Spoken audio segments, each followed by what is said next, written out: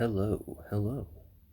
A little over a month ago, I noticed the game called Romancing Saga 2 was on sale, and I purchased it.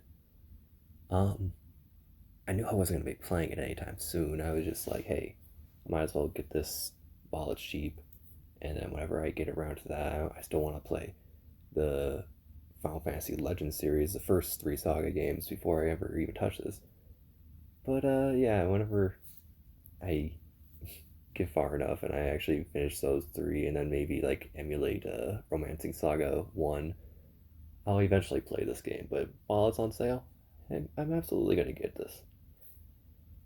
Boy, boy, howdy, was that a mistake because, like I did whenever I purchased Romancing Saga 3, whenever that went on sale, like about, I don't know, something a year ago. I've had it for a long time, Romancing Saga 3. But I bought that on sale as well, and I kind of dabbled with it as I have with the very first Final Fantasy Legend game. And I decided to do the same thing with Romancing Saga 2.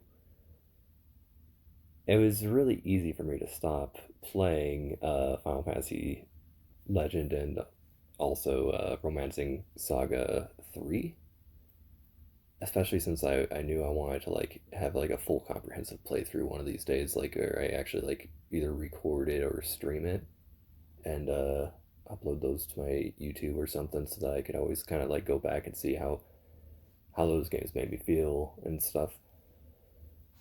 But for some reason with Romancing Saga 2, I couldn't stop. And I feel like that makes a lot of sense with specifically that game, because that game is really, really good at being playable in like bursts of sorts. But what is Saga games? That is something to ask because a lot of people outside of Japan are not so familiar with Saga. And I mean, I've been aware of its existence for a long, long time. I've heard the songs and stuff ported over to Super Mario World levels, and some of those songs were freaking phenomenal. And I was always like, "What is this?" And then I would be like, "Oh, this name again, Kenji Ito, and this is from one of those Romancing Saga games. Crazy." And yeah, so I've been very, very aware of them, but it's only like right now that I've actually fully like delved into one, the Romancing Saga 2, and actually got a chance to feel it out for myself. And from the outside, it's extremely easy to just like look at the sprite work and the visuals and see it's a JRPG from Square and be like, yeah, that's basically just like a Final Fantasy, isn't it? It looks like it should be a Final Fantasy. Like, what else would it be? But this game,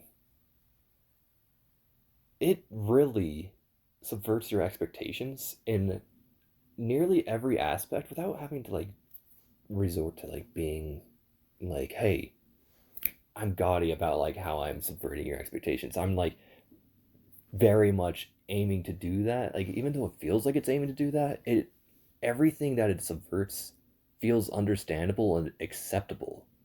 So it's not like it's just being like, whoa, look how crazy and different this is. It's just like, whoa, this is different, but why aren't more games like this? And considering like that this game has at least 8 entries, the Saga games have at least 8 entries. I don't know too much about some of the other stuff. I know that there's like some mobile games or whatever, but it's got the original Game Boy trio of the regular Saga games, and it's got the Romancing Saga trilogy, and it's got Saga Frontier 1 and 2. Saga Frontier 1 just got remastered, just dropped, and it's perfectly timed as I am exploding my brain just thinking about these games. But like I'm glad that like more games aren't like this in a sense. Like, you don't need to have like this be a formula that every game should adopt.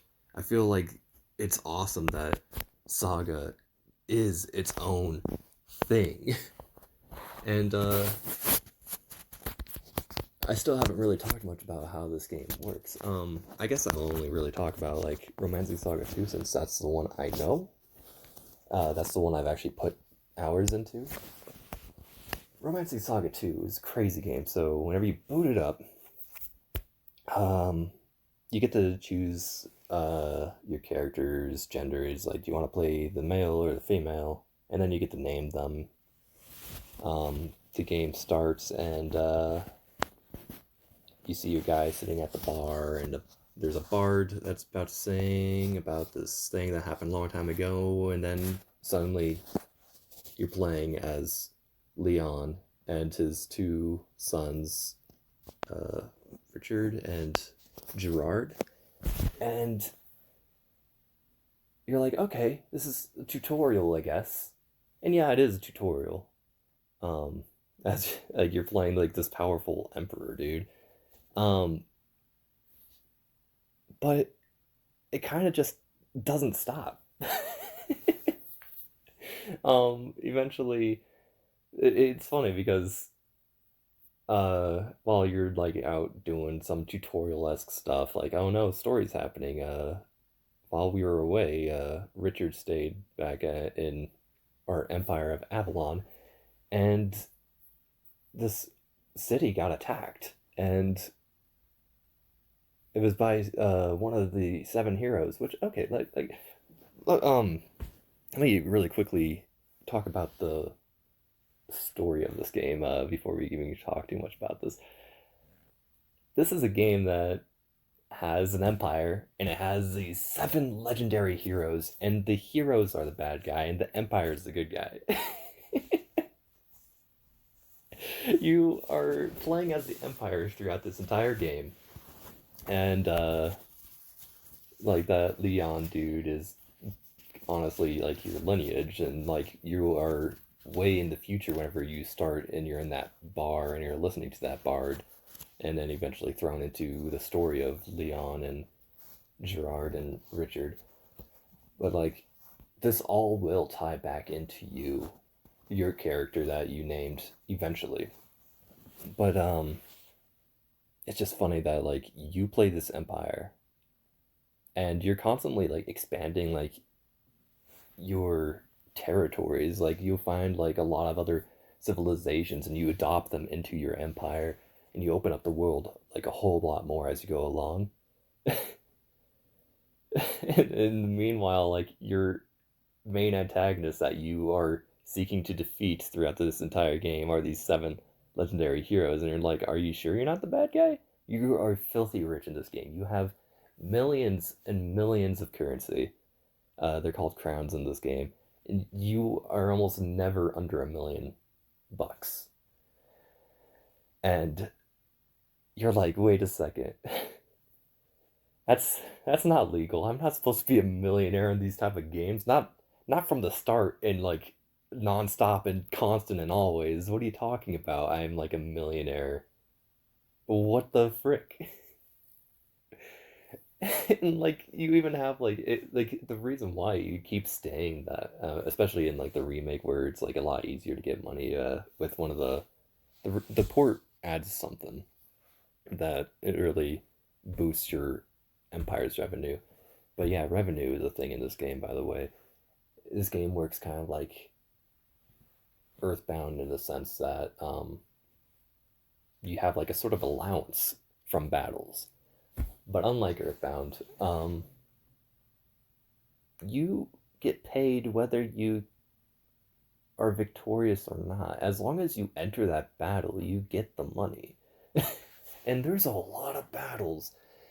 And it's not like it's also again like Earthbound. It's not where you have random encounters just like interrupt you. You see all the enemies on the screen, and boy, sometimes they will hunt and chase you down. But unlike Earthbound, you are never too strong for an enemy to just like completely wipe it out. In Earthbound, like sometimes whenever you get like to a certain level and you're like in an earlier area, it's like, oh, there's an enemy right here. Bye bye, it's dead.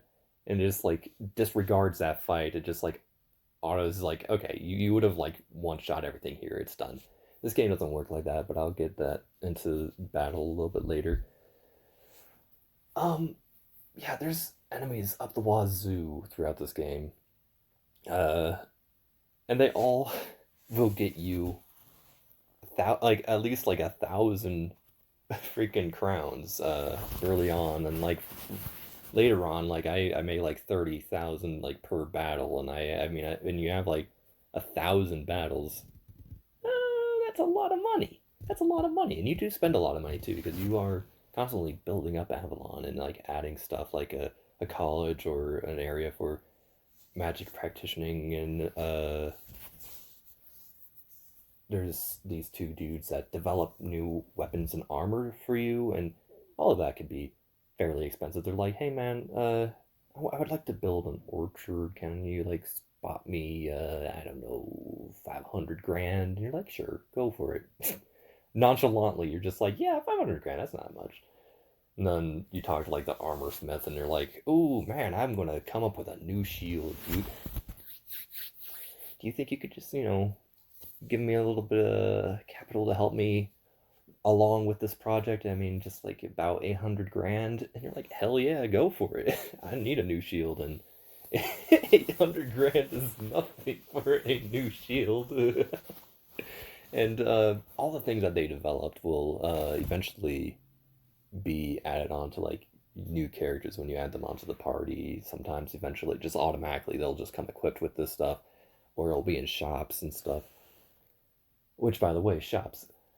Um, so you have all this money in the world whenever you're like building up Avalon, but what you carry with your actual party is only 10,000 crowns. You can never carry more,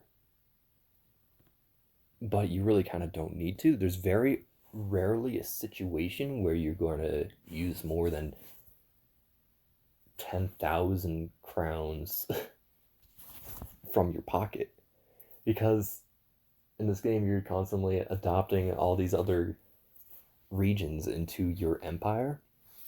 And one thing that I noticed immediately whenever I was first exploring Avalon, before the game like really started and it felt really tutorially, I was like just like stopping by the shops, and I'm like, ooh, I would like to take this sword right here, and I would like to. Oh wait, I tried to buy the sword, but this person's saying they can't accept payment. Wait, it's only costs like 1,000, and I have 10,000 crowns, and so I tried like buying multiple times, and it kept saying the same thing. I'm like, what? Later on, I noticed in my inventory I had all those swords. I had bought all of them, but I mean, I didn't buy all of them. I just got all of them. I didn't have to pay a single cent for it though, because you play as the emperor. This is your empire, and they're like, "Oh, we can't accept money from you. Like, take the sword for free." And as you adopt all these other regions, like they start to act the same, where they're like, "Hey, dude, there's no way you're paying for this. Take it, sir emperor or ma'am emperor. Like this is yours." And the same thing with like inns. Like inns, you never ever have to like pay for them. That's never a concern at all. And you will honestly learn to love inns if you ever get into this game. They are very, very useful in the sense that I'll talk about whenever I talk about combat mechanics of this game. Anyway, it just feels funny to be so filthy stinking rich and powerful, and like you're playing the Empire and you're like the good guy. It's it's so upside down for a JRPG. Like this is like so not the formula, but it's still good. It feels good to be freaking rich, you know? It feels good to just be like, hey, I just do what I want, and yeah, sure, hell yeah, I want an orchard. Build me that orchard. You just see this little place grow over time, and it's adorable. It's adorable in its own way, especially since it is like a a non-corrupt system. Like there are all these other problems outside of Avalon, but your place is like really, really just like you just get to only see the good aspect of like this growth of your empire, and I think that's super refreshing because when it comes to like government and like all these people with high powers and like rich people in real life, corruption is like a serious thing. Like we get to see that enough as it is, and yeah, I guess that makes it for an easy archetype to throw into your video game. But it isn't it cool? I don't know. I'm probably not selling you on how cool it is, but it really is cool to just this is a fantasy world and I'm just enjoying my empire prospering, you know? And like prospering on like a full whole level where like the people of my town are never like, yo, uh so we kind of have like these like internal struggles and political blah blah blah. You never have to deal with like any of the politics of like your actual town, Avalon. It's just there to be your home base, and it's your comfort zone, your place where you go to recoup, and it's I don't know, it's so nice. It doesn't sound like it's going to be nice at first. Like whenever you're first like walking through, you're like, yeah, it's a nice place, but I don't really see myself like visiting here freaking hundreds of times. But hundreds of times later, and you're like, yeah, this place does work. This place does work, and I mean, you probably will if you actually end up beating the game, you probably will end up at least visiting Avalon hundreds of times.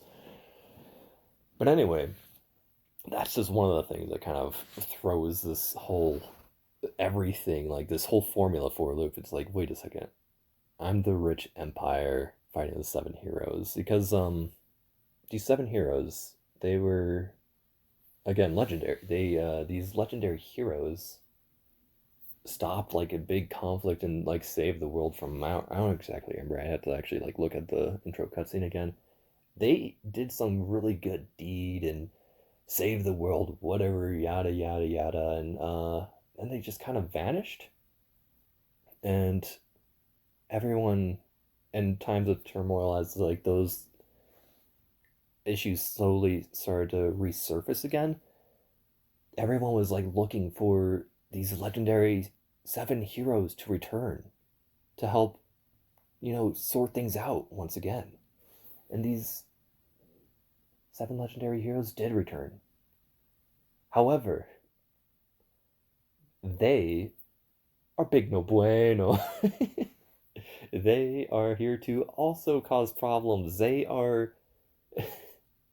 It almost feels like they're the corrupt empire. Like they are the ones with like all this power that they're abusing, and in really interesting ways as you eventually kind of like explore the world and see and meet these guys for yourself. But yeah, these seven legendary heroes, they've returned and they're the bad guys and they're just causing problems. It's just I don't know. It's a very very funny. Um, I was not super surprised by this because again I've heard a lot of songs from this games, and one of the notable songs from Romancing Saga 2 is the battle against whenever you're going up against these legendary seven heroes. Really good song. I recommend looking it up if you don't mind spoiling yourself in music. It's super good. It's very good. Um, but yeah, it's just it still is something, even if it didn't like fully surprise me because I kind of already knew about that aspect of it. It still is something that changes it up. Like they are called heroes. That's what they are known as.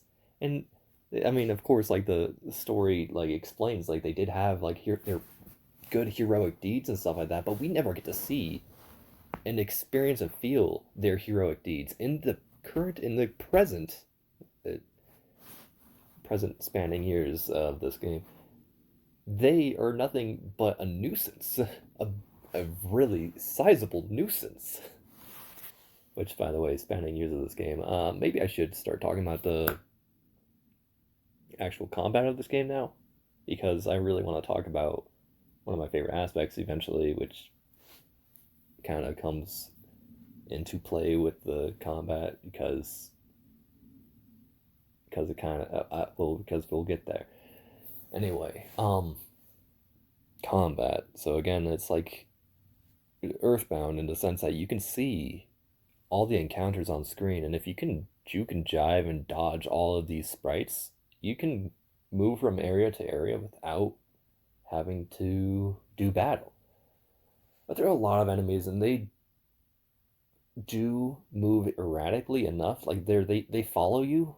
Generally, they will kind of chase you down, but they move like just erratically enough where as you try to like juke and jive, they do the same, and then you have this awkward situation in the high school hallway where you're like you sidestep someone and they sidestep the exact same direction, and like you're like, oh sorry, we're like blocking each other, like let me just step over to this side as they step over to the other side too, and you just like have this like, I just want to get past you in this cramped hallway, but now things are awkward because we keep like mirroring each other.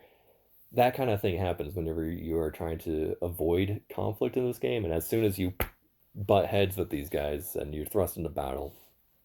And in terms of equipment for this game, you have three slots for armor equipment of anything that you choose, as long as you're not already wearing an armor type already. So like you can't wear a steel plate and an iron plate at the same time, but you can wear a steel plate and steel greaves at the same time. There are this it kind of comes into like a funny little juggling act whenever you have like certain things like there are full body armors that like encompass like the whole armor. So like if you wear that, then you're kind of locking yourself out of further greaves or plates or something, or like gauntlets and helmets. Like there are some full body armors that kind of restrict you from. It is nice because it is like a all encompassing piece, and it usually is more powerful than just a plate, just a greaves or anything on its own, and it allows you to like have a nice amount of defense and also start to worry about like some of the secondary type of things like a shield. Like, hey, I normally don't get to put a shield on someone, but I really want this guy to be blocking things every now and then. So maybe a full body armor plus a shield plus a enchanted ring or something, you know. But yeah, you get three armor slots, and occasionally certain class types will already have like kind of something that's like perma equipped on them, and that does kind of play into the fact that, like if the what they have permanently equipped, if it is like a chest plate, then they won't be able to equip a chest plate. But whenever they have like these things that they're permanently equipped with, like that they just have to be wearing, that just kind of acts as a fourth slot. So it sounds like it is extremely beneficial, and it really is mostly beneficial in the sense that it is trying to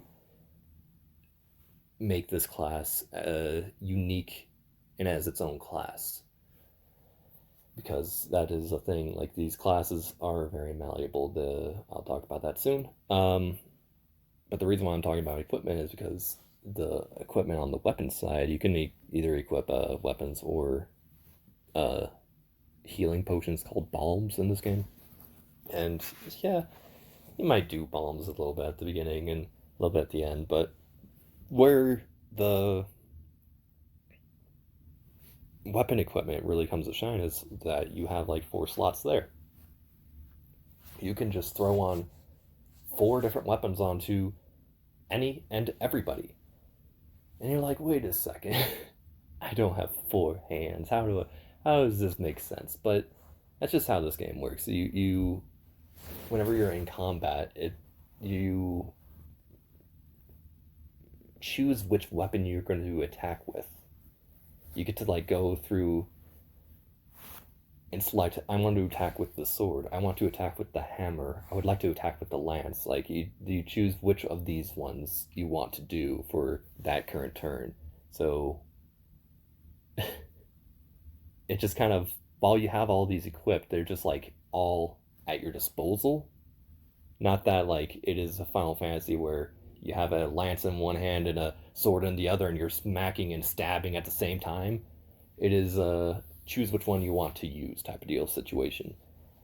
And um the cool thing about this game is that all of these weapons, especially these weapon types, are kind of like their weapons are kind of grouped into types. So there are small swords and spears, which are all constituting in like one skill that is for like stabbing. And as you use small swords and spears a little bit more, you'll get better at using them. You don't actually level up in this game. You actually just become more proficient in what you do. And so you can get better at the stabbing, or like you can get better at bludgeoning. There is axes and hammers that both use these bludgeoning, and as you use those more, then you'll become more proficient with that.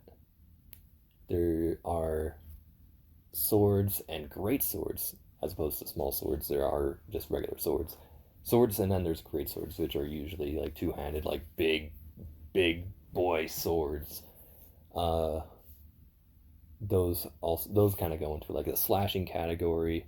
Then there's bows, which has that's its own category, and martial arts, if you just decide to beat things in with your fists and smack things with your legs and whatnot.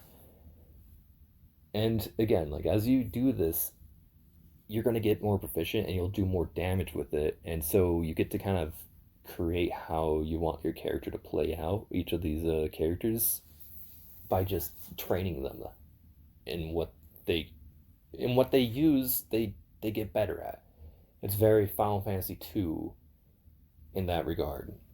It's very Elder Scrolls if you want to have something more relatable. Elder Scrolls 2 and onward, because I know the first game is kind of it's kind of just basic CRPG. But another interesting thing though that I really want to talk about with these weapons, that they all fall under like these different types of the short swords, great swords, spears, hammers, axes, fists, bows, all of these 8 different types of weapons. They're grouped like into like different categories for like leveling up, but they are unique. So like why are short swords and spears different? Like you would ask, like, okay, so like can I just like start using a spear like up the wazoo, and then I get like a short sword that I like, and I guess I'll just switch it up to that, or vice versa? And yeah, you will still be proficient in the stabbing, yes, and so you still will in regular attacks be very good at it. However, the thing that kind of keeps you wanting to like use more of a weapon, or maybe it's the thing that makes you want to switch up weapons a little bit more, is that all these weapon types have skills that come attached to them. Not that they're there from the start, though. You unlock these weapon skills as you use them, not through you got enough points and hey, there you go. You after leveling up to this proficiency, you just know how to do this now. It feels random, and there is kind of like a little bit of a background thing that's going on that kind of you can kind of force this type of thing to happen a little bit, or at least encourage it to happen a little bit more once you understand what's happening. But it's kind of weird. There's a random chance that you can, as the Saga community will call it, spark an ability. And even though you said, I want to just regular attack this guy with the spear, you decide to double stab him instead. Or you decided to aim and wait up until like the very end of the turn when you give this guy a real serious stab. And they just kind of happen on their own. just out of the clear blue, you just tell someone to like attack, and you can even tell them to do like one of these special like double stab or whatever special skills, and they could just decide, no, I am very inspired right now, and I'm going to do this new move I just kind of came up with. And it really does kind of like throw you off big time at first. You're like, what did my character do? I didn't tell you to do that. And like sometimes like you look at like what these moves even do. Like you'll like look at like, okay, I have my sword has a few skills. Let's see what Sidewinder does. Sidewinder, attack with your short sword. Okay, that makes sense. Got it. Gotcha.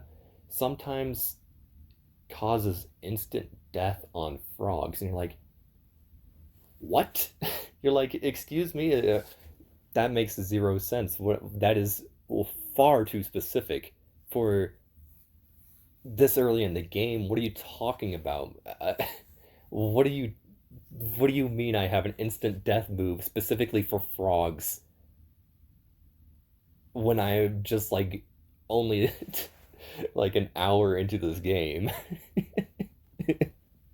And a lot of these moves, like you don't know what type of move you're gonna spark next. Like as like you get inspiration and get these, like it's always like an exciting thing to like kind of like read and see what it does, which you can only like kind of really read in battle unless you could like look it up online or something, because this game really likes to not explain things.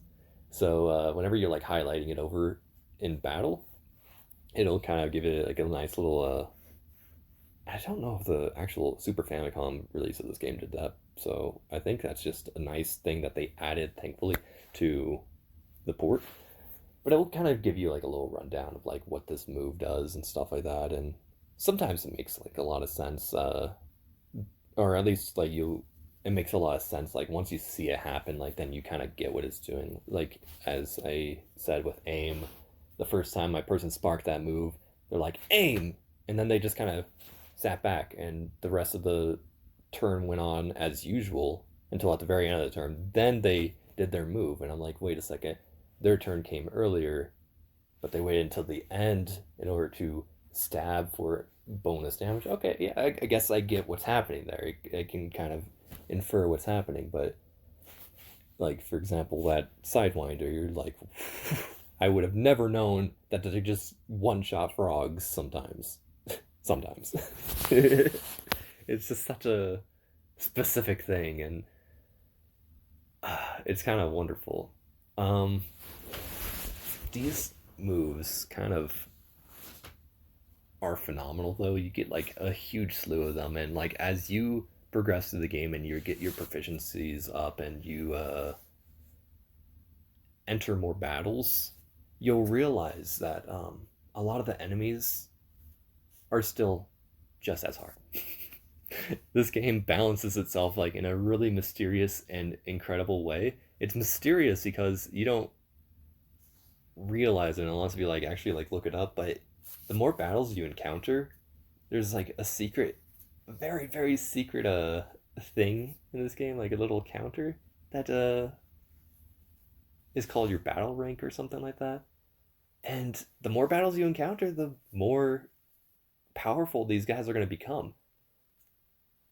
So running away from battles will only hinder you in the long run, because, you know, you're allowing them to get stronger and stronger over time.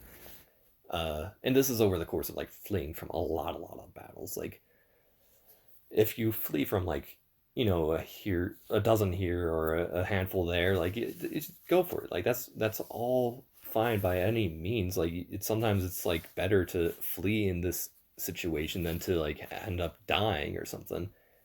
And so you have to like gauge yourself and like the enemy and kind of realize like, should I fight right now, or would it be better right now just to flee and just like kind of conserve my strength for later?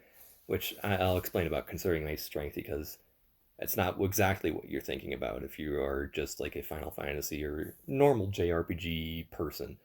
or even like any RPG. Like generally, this game is kind of different in terms of conserving strength. But yeah, if you flee just nonstop and you're like, I'd rather just save myself for the bosses and only the bosses and stuff like that. Not only are you not going to get stronger, but they are going to get stronger, and they're going to continuously get stronger, and you can continuously not get stronger. Bosses are kind of cool though because you are likely more likely to spark new abilities because they are very powerful, and that's kind of what makes bosses really interesting is because you never know what's going to happen, like especially in the early parts of the games when you don't have like all these abilities learned yet, all these techs and cool skills. You can go into a boss and you do not feel ready, and then all of a sudden your dude sparks that just comes up with the inspiration for this move that saves your gosh dang life.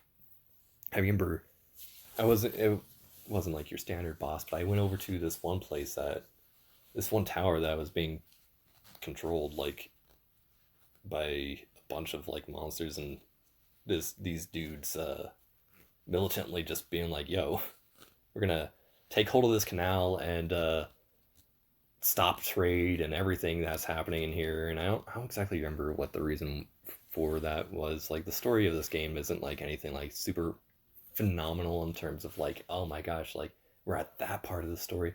This game kind of is freeform, and it is nonchalant about a lot of the things. Not that like anything is particularly uninteresting, but don't expect like your standard like JRPG like story flow in this game because it is actually open world.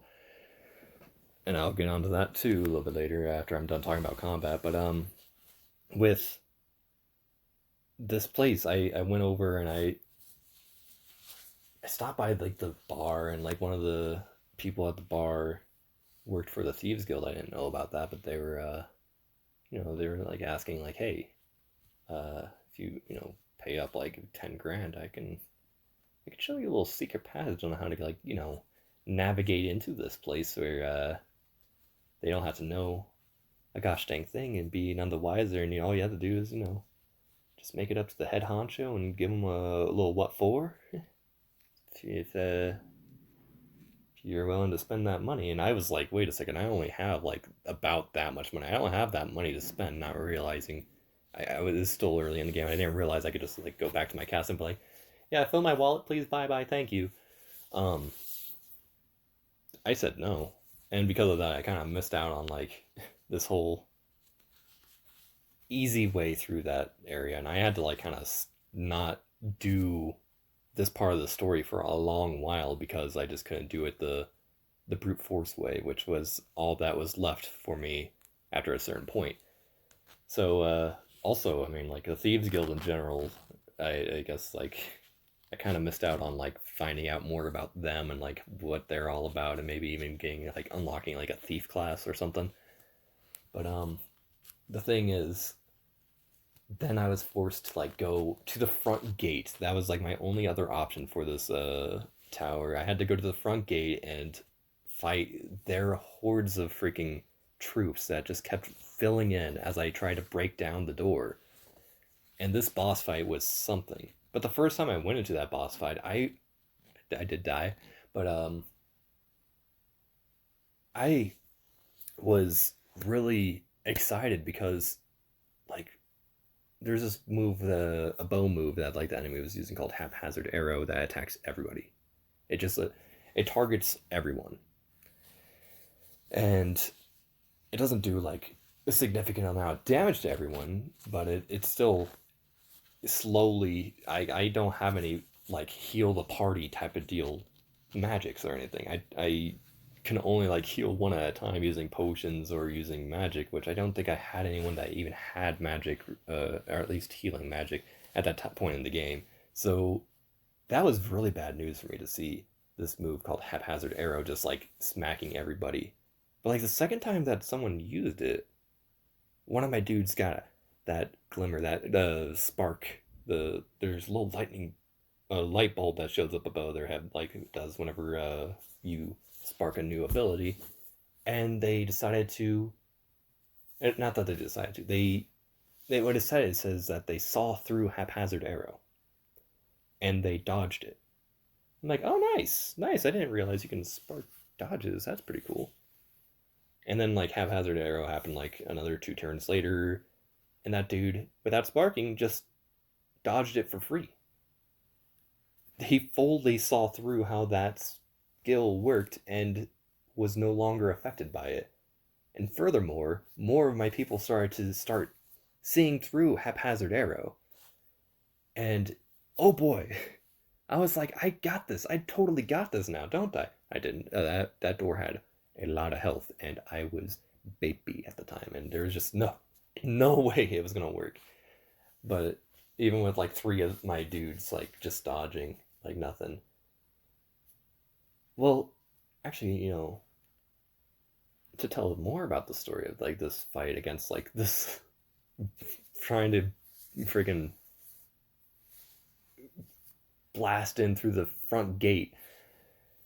Let me talk about some of the other stuff. So skills, I've been talking about. They use a certain thing called SP, skill points. Okay, it makes good sense. And it's a very separate pool from like MP, which is used for magic. So that makes sense. So your person has HP, SP, MP for their health, the amount of skills that they can use before they are expended, amount of magic they can use before they're expended, and then finally they have something called LP. LP is life points. And every time that you fall in battle, there's a little red one that shows up on your character showing that you have lost 1 life point. And you only have, like, I don't think I've ever seen anyone have more than 20 LP. Like, life points are not something that you have a lot of at all. But when you run out, when you eventually die enough times where that LP counter goes to 0, that person's gone. They freaking dead. There is nothing that brings them back at that point.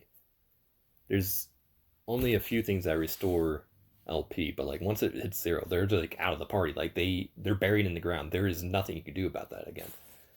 And the things that do restore LP are not easy to come by at all. So don't expect to like be restoring LP often on your people. That is not how this game really works. But the thing that was interesting that I learned about during that battle with all of those troops at this front gate, um so like 3 of my people like saw through haphazard arrow, but due to other means they eventually would die due to being like smacked by one of the freaking gargoyles or something, and like they were just laying down on the ground. And even though that they saw through haphazard arrow, doesn't mean that they can dodge that move when they're downed.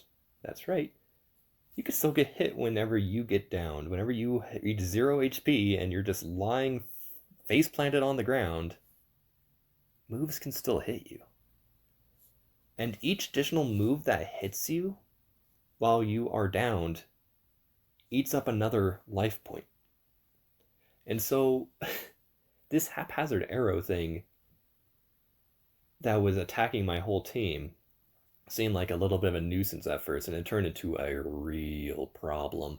Luckily, I ended up dying. I say luckily. And I'll explain a little bit more about that. You might think that, like, oh, yeah, die, game over, and just restart, pretend it never happened. That's not exactly how, it's not what you're thinking. But yeah, that is what happens. But it's not what you're thinking if you don't know this game. So I learned a lot of things in that fight that day, and that was it is funny because it is like that is like right in the next region, like south of the region where Avalon is. So like I'm not like very far into the game at all. You like think that like okay, so here's my next part of the story. I gotta continue on with this. I soon learned that I could not continue on with that because I was doing a lot of Avalon stuff, and I found the Thieves Guild later on, and I realized that kind of blew my opportunity. I missed my chance, and there was nothing I could do anymore about the easy way into that area. So what else did I have to do other than move on? So I talked to other people and I learn about other towns and other regions, and I slowly explore and make my way to other parts of the world and just leave that problem unresolved for many years to come. Because again, this game takes place in many years. Um, Speaking about dying and gaming over and many years, here's another thing that this is a perfect time for me to talk about it. Game overs. There's only like a few points when you can actually game over, and that's like in the very end of the game, which I still haven't made it to. And like the very beginning of the game, whenever you're playing as like the tutorial, like the during like the time where you are Emperor Leon. So let's talk about Emperor Leon a little bit first, and this whole situation that I kind of left behind for a little bit. Yeah, so Richard died while Leon and Gerard were tutorial layout over in this area, causing or getting rid of this pest here because there's a bunch of I don't remember what the problem was, but you gotta go clear out this one cave or something, and you come back and your city was attacked, and one of the seven legendary heroes came and caused all this problem, and eventually they killed Richard and stuff like that. And we actually, as like Richard is like talking about like how Richard, by the way, let me just give you a little bit of insight into like these characters.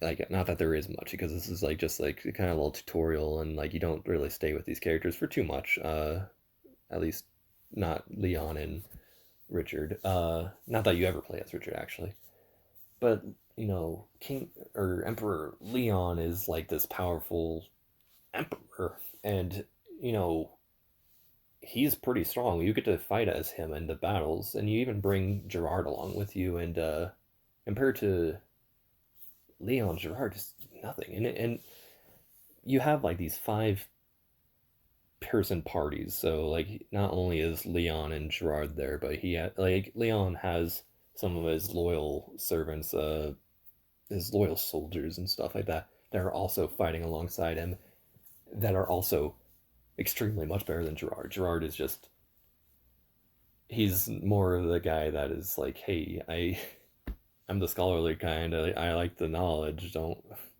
I don't really I don't partake in the fighting too much.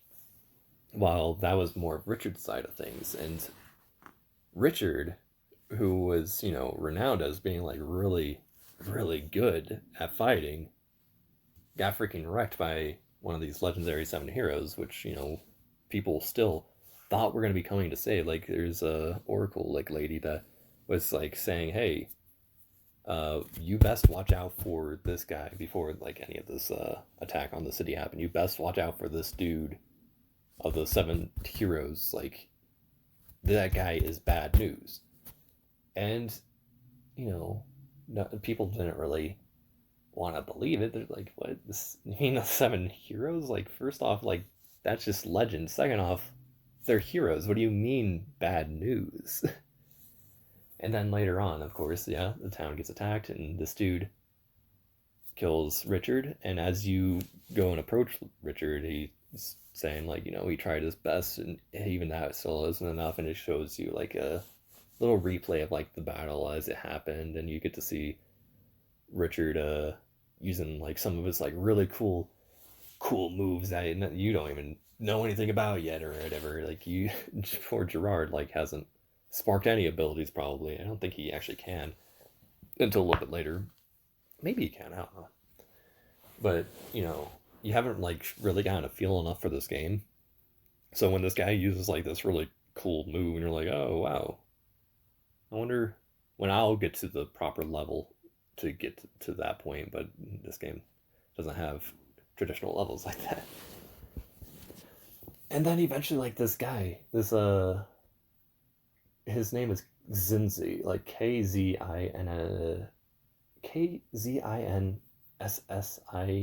or something like that. One of the legendary 7 heroes like does this move like Soul Steal that just does like a red 22 of damage, not like your standard white damage 22, red 22, and he falls over dead.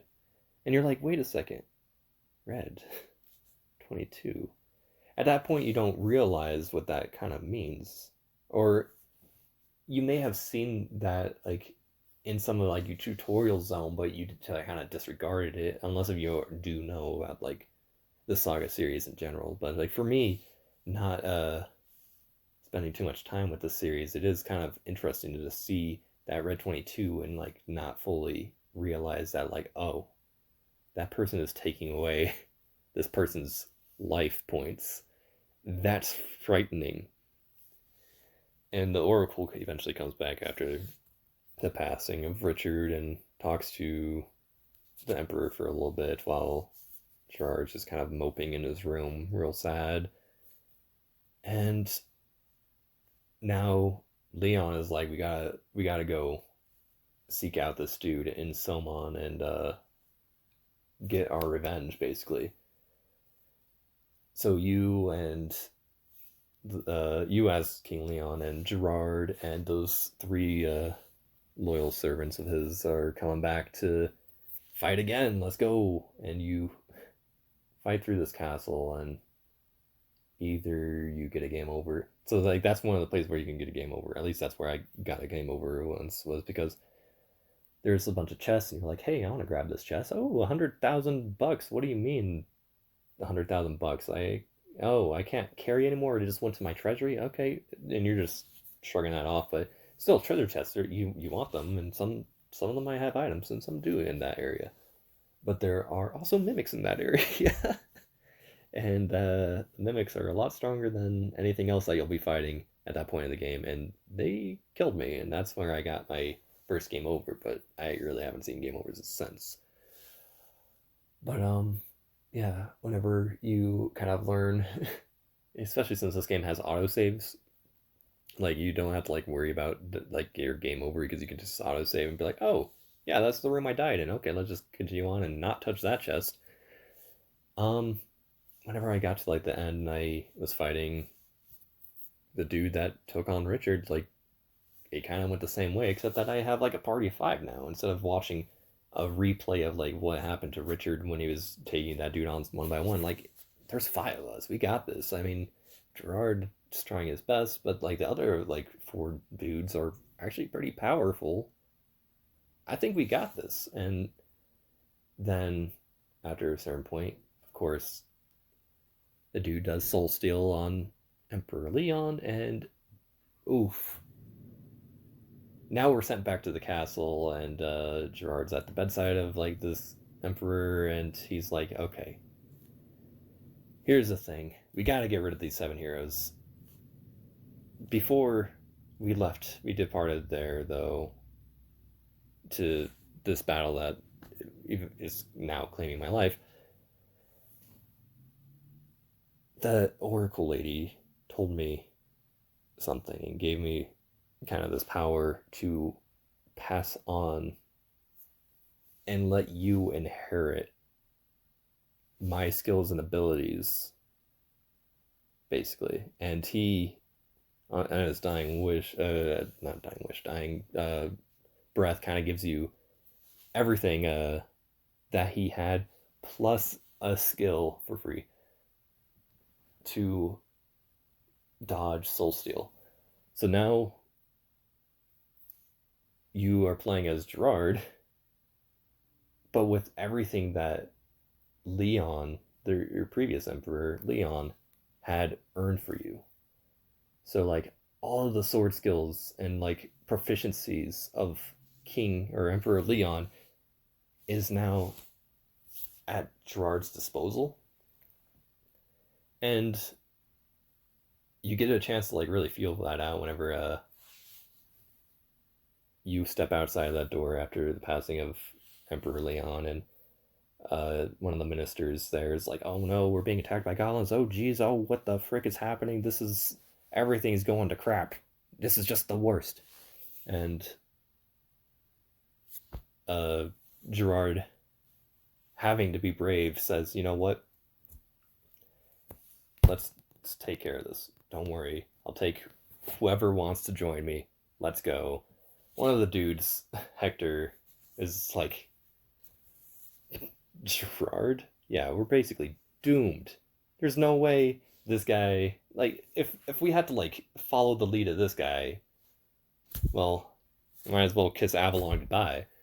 And so he decides to not join you, and you only take like three other dudes with you, unless if you actually know that you can explore a little bit more of the castle and like kind of bring another person with you. Generally, I think you're just going to be going around with like four people, which I'll talk a little bit about like why it's better to have five people in almost every other circumstance at a different point. Just give me a second. But yeah, you kind of go and you just go and beat up all these goblins, and you get to feel Gerard as a much stronger individual, and you're like, wow, it's kind of cool inheriting like everything that I had earned from Leon during like these tutorial bits. Going to Gerard is pretty dang nice. Like that's that's super cool. I don't know. It seems like really boring. Like okay, like he just kind of gets like all these stats thrown onto him or whatever. But after like Gerard wasn't really contributing much now. Like okay, he's a worthwhile unit now, and I like him. And after you clear up all that stuff, like if a couple of years or such pass, and you now get to see this wimpy Gerard decked out in like cool emperor armor and attire and stuff like that, and now you feel like, man, this guy has grown. Not like a character growth. Like there is no like real arc to his character, really. It's just like he has grown in strength.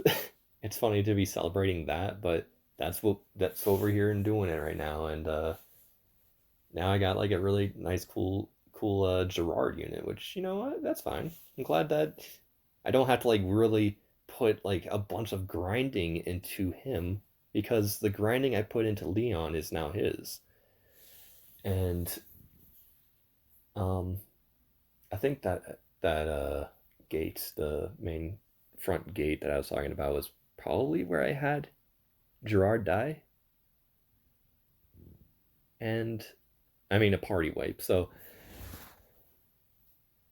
if you have someone LP die, then yeah, then they're gone. And I think if you have like an Emperor LP die, then one of the remaining people in the party get to step up and ascend to the throne or something. I don't exactly fully know how that works because that doesn't really happen. But like a party wipe, whenever everyone in the party dies, instead of the game saying game over, this same situation with Leon kind of happens, where yeah, it just shows it exits out of the battle and it shows you dead on the ground basically in front of like whoever you were attacking. Like you just get to see like, oh, they died. Mm. And then it transitions to a screen where it's like, uh, select a new heir. Who would you like to inherit the throne? And it gives you four choices, and the choice is yours. Like, who do I want to play as next? Which class do I want to play as? And so you're just like looking at like all of these dudes, and you're like, wait, Gerard's dead, and I'm moving on. That just Gerard's sad little death. Like that was so anticlimactic. He didn't die to like a legendary seven hero. He just died at the front gate trying to barge in to this freaking tower because he thought that would be right. Because I thought that would be right, the right thing to do. And no, he's actually dead now. um, it was just freaking baffling to me. So I'm like, okay, I guess I'll choose this person over here. I mean, I don't know. And you like kind of like you can look at like their stats and like their classes and their special defense like stuff like that. But as soon as like you choose that character, they also will inherit everything that Gerard was. Or if these people die, then the next person to inherit the throne will inherit everything that that person was. Like they will inherit like all of these proficiencies. They will have all the same skills. And they will feel much the same, but you'll be playing a different class unless we choose the same class again, of course. Um, it's super duper interesting because I mean, people say, "Yo, this is the Dark Souls of that. This is the Dark Souls of this." But I do like. I don't want to say that this game is like super Dark Souls. It will kill you from regular encounters on regularly. Like don't be ashamed if you got into a regular encounter, not even like fighting like a big battle at the main gate where like there's like a whole bunch of like troops that just keep coming in as I kill more gargoyles and goblins. More gargoyles and goblins keep showing up. You can go into like a regular, normal, regular encounter and ended up getting floored, just freaking wiped. This game can be brutal sometimes. Like I've had times where, like, hey, this dude's just gonna stun that like my actual damage dealers and confuse one of these people to actually like start attacking themselves, and there was just chaos and status hell on my team until like finally we just succumbed and died, and that's completely normal. And you just kind of move on, choose a new air, you learn from your mistakes, and you move on. And I love that about this game. Actually, it's super. I this is the only game in the Saga series that I think does this type of thing. It just kind of saddens me a little bit, but also, you know what? I'm glad that this is its own thing. Like I'm glad that I can definitively say that this game will probably be my favorite Saga game.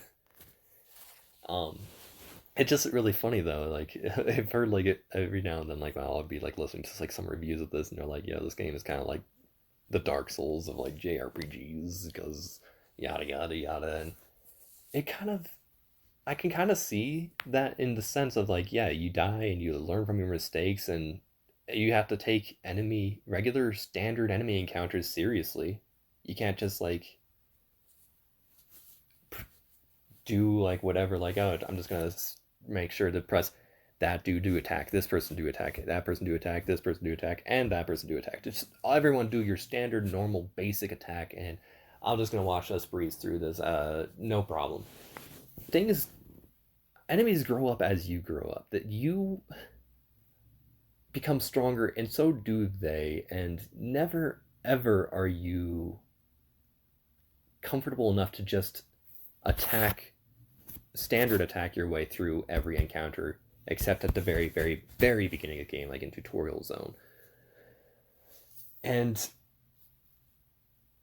I love that. I still like being in battles in this game, and like you kind of get the used to the flow of the battle, and they kind of like, yeah, of course, like you're still gonna like get new abilities out of the clear blue, which it happens a lot less later on in the game once you already have like a whole bunch of them. But again, like stronger monsters give you the ability, they give you the chance to a better chance at sparking new abilities, and they give you the opportunity to spark better ones that you couldn't spark on like just a standard goblin.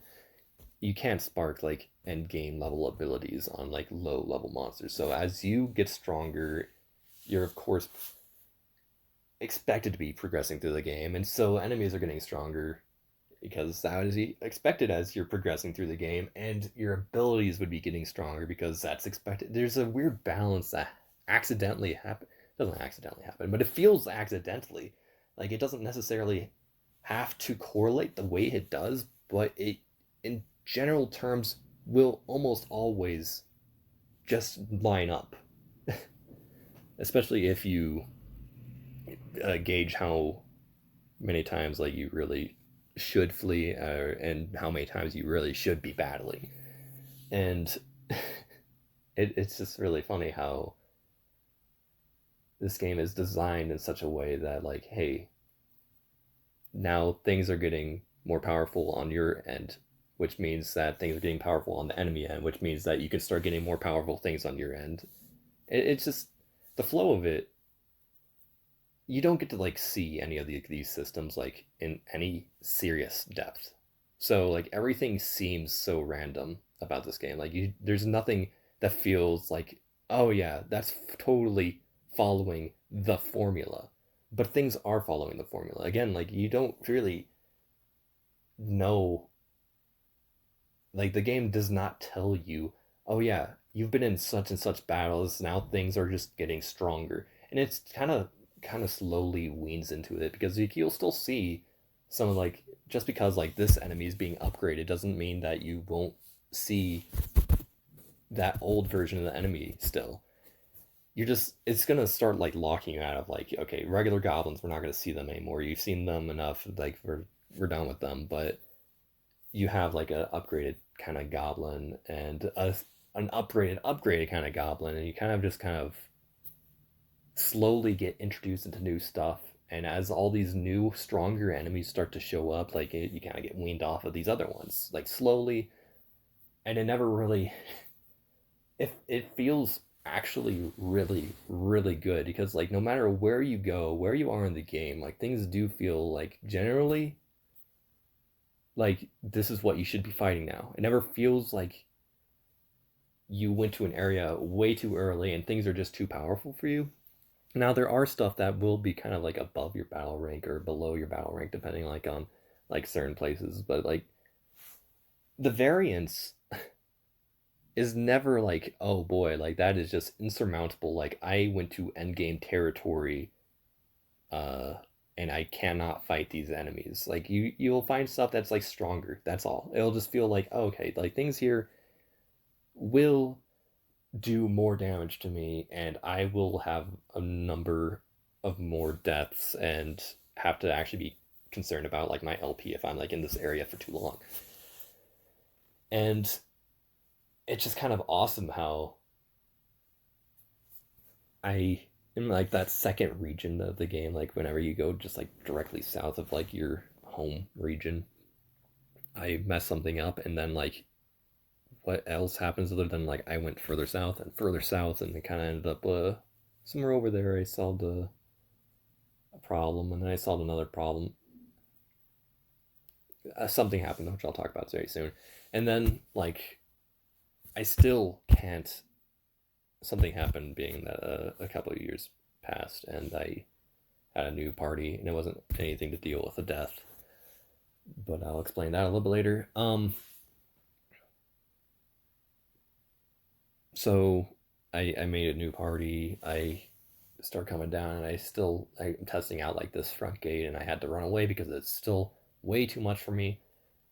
And then like I start exploring a little bit more and then like little do I know, but like shortly like later I have found myself in like the far eastern corner, northeastern corner of the map. Just because this game is so open, like you can just like talk to people and they're like, oh yeah, so I just was visiting this old town over out east, just a little bit down the road, and then like now that is open on your map. The world map in this game is not like an overworld where you move around like you would in a Final Fantasy. It is actually like it shows you a map and then you select over like which town or which area you want to go to, and you just fast travel to those places. Now it, just because it's all fast travel doesn't mean it doesn't feel very interconnected. Like you will have like certain times where you're like, okay, let's go to the eastern part. Like I'm seeing like this zoomed in view of the map over at this region, and I want to go to the region east of this. So let's go click on the thing to kind of scroll over to the east, and oh, it's not showing me. It's not scrolling me over to the east. Instead, it's shoving me into this pass that's infested with goblins, and now I have to fight my way to go to the east because there is no safe travel over there. And so like there is like some essential little bits like that will kind of show up that don't make it just feel like it's only fast travel, but there is never a traditional overworld travel in this game. And I think it, the way that this game pulls it off, it does it very well. It does it very well, and it's just something that you're gonna have to feel for yourself. It's very confusing at first, but you get used to it. Especially like it's cool that it incentivizes you talking to people and learning about the world around you, and that's how you unlock all of these new towns and places to visit. is through word of mouth in the local bar. It's just like, hey, I'm gonna talk to this like little girl in town, and she has a friend over in this town, just neighboring town, and so you visit there now, and it just, oh, like, hey, this person is talking about this problem in this cavern over here, and now you unlock that cavern and you can go solve that problem. This game is just allows you to kind of like do whatever. Like there's a lot of things to this world, but you have to discover it and you have to decide what you want to tackle. It just lets you go. And that's why I feel like the scaling system of like all these enemies and you yourself and your skills and stuff like that really is perfect for this game because again, I ended up like super duper out northeast, just like whoa. I like look at the map and I'm like, oh, I'm way out here now, which I mean is so a lot of this is fast travel, but like a lot of it isn't. Like sometimes you take like a boat, or sometimes you would just like traveling in like this region, this like area, and that sends you over to this next region without like even letting you know. So like it's not strictly fast travel. And because of that, like talking to people and just like exploring and like finding myself way out in like a different corner of the world than I ever anticipated I would actually end up being in, like I was like, oh dang. And like I was still able to fight things out there just because like I probably like just because normally like not like that's not like the standard route that like someone would take doesn't mean it's not the wrong route to take. That was my how I played the game. Other people might have went like, a little bit more methodical and kind of tackle things as they travel through, and they'll unlock a little bit of things out inside, but maybe start just doing more stuff south, or maybe just like slowly work their way eastern and kind of like did more things in the central eastern part of the map, or started working in like southeast areas. It doesn't matter. Like wherever you decide to go is the right place where you ought to be. And I feel like that's super cool because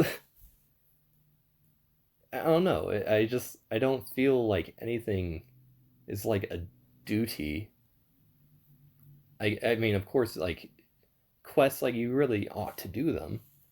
As with like any RPG game, like you get a quest, you ought to do it, and you feel good for doing it. But the fact that like this isn't like forced upon me, like this isn't just like this natural story flow, it feels like a little bit more rewarding. Like I do feel like, hey, I did. I am glad I could help these people out and stuff, even though I may have wanted to like visit some of the other regions. Like I decided to stop and help you guys out right now, and I think I'm eventually gonna like do all the quests, of course, like as much as I can, because there's a lot of choices in this game. You can kind of lock yourself out of things, like I did with Thieves Guild, but for the most part, like you get to kind of choose, like, oh yeah, I'm gonna stick with you guys. I'm gonna help you out right now, and it just kind of feels good to just do what you want in a sense, and like you're doing good too. Like so, it's not like It's just like I'm doing what I want, like as an evil empire. Like you are a good empire, filthy rich, and you're still doing good for the people and doing whatever you feel like you want to do. This is a game where you do what you feel like you want to do, and it's kind of a little overwhelming at first, but it feels good whenever you just kind of get into the flow of the game. I don't know. It's I love it so gosh dang much. How long have I been talking? I'm just talking to myself in this room right now, and sorry if I'm just talking into earbuds, wireless earbuds right now. I don't have like I'm not at home with like at my computer or anything with a nice headset, or I mean my headset's not like the best microphone in town, but like still it's probably better than this right here. So as I'm talking to myself and stuff like that, and sitting on this bed, I'm just hoping that maybe things don't pick up like shuffling of gross pillows or whatever the heck. But I'm just gushing about this game because I every morning when I wake up I'm like, oh man, that game's so good. I wonder what adventures I'm gonna go on today. Whenever I get a chance to like pull up the game, I'm like, hell yeah, let's play some freaking Romancing Saga 2. And like it's not like I have like a set plan. I'm just like, let's go. Let's just enjoy this beautiful world. The main character of this game is like your empire and not like your people. And that allows you to have a beautiful relationship with the world rather than characters. And you'd think that that's a fallacy. That's wrong. There's no way. Like I want to have meaningful character interactions, and I mean there are some like nice character interactions and stuff like that. I think it's very worthwhile to talk to people in this game. Like it's not like things are devoid of characters, but it's not like you're like if you're coming off of playing like a game like Final Fantasy 6 or 7 or something like that, and you want to play some Romancing Saga 2, don't expect that level of like character driven storytelling. That's not what this game really is at all. The character of this game is your empire, and what an interesting twist that is. It's so good. I don't know. It's just it's not a game that you play for. I mean, I bet the story of this game is going to be turning out to go somewhere good, but I'm just saying like this isn't like the game where like you feel the overarching story progress throughout the entirety of your playthrough. Like it took me the longest time before I actually defeated one of the seven of the heroes as your main antagonist. Like I've gone through 1,000 battles before actually dealing with a single one of them. I still have six more to go, I guess, and uh, I, I'm 1,000 battles in. Things are getting pretty tough for me. Like I'm starting to like bit like gauge like, oh boy, like I need to ease up on the running away a little bit because I need to actually like start building up my own strengths and stuff like that. So I'm trying to rebalance everything. But yeah, things are like a little bit tough, and I have only beaten one of the main antagonists. But for 1,000 battles, I was just enjoying the world of this game, and I had a blast doing so. And so it's just really easy to think, wow, how uh, how important can the story be if 700 years have passed in this game's time, and I'm only now beating one of the big bads. So you might think 700 years, like, jeez. Every time you die in this game, like have a party wipe or something, the game progresses a single year. Um, but every now and then, like while you're doing these quests and you're completing certain things, like whenever I started going south before kind of like eventually stopping and going extremely northeast, I went south and I was like helping out these people from Tefal. They told me about these mines that uh, have these precious gemstones in them, and like people used to mine there all the time, but now people like weren't really returning from the mines, and now no new prospectors are like coming to like do anything here because like this is there's something dangerous and sinister and there's monsters and whatever the frick. And I start like, okay, fine, like I've done a few quests, but this I think this is gonna be my next quest right now. So I started going in there and started like, picking up some of the gems for myself and adding the that wealth to my treasury. But like halfway through, I had like a little bit of a boss fight. It wasn't like really a boss, like by any means. It was just like two normal enemies, but they were barring my path, and I think it had like a little bit of boss music. Maybe, probably not. I don't know, but it just was like, okay, well, these are stronger enemies than I'm used to like dealing with. They were like a little bit above my battle rank, and I had to fight like two lizard women, and they weren't that hard for me because I was starting to get the hang of the game. I had like some people that were really confident in their skills and abilities and their proficiencies, and with enough strategy, I was like able to kind of take them down without a problem. And I was excited to go into the next room, but that was kind of the tipping point because I had done like enough quests and finishing off like that halfway point of the quest is just enough to kind of set off something in the game. There's a after you do like enough quest objectives, especially like if it is like a quest objective that like is meaningful enough for something like it, because I cleared out like the first half of like the dungeon. There was no more monsters to worry about at all since that point. Um, so when I killed these two monsters, it was like okay, you cleared out like part of this, and things are starting to return to normal. And 250 years have passed. I'm like, wait, what?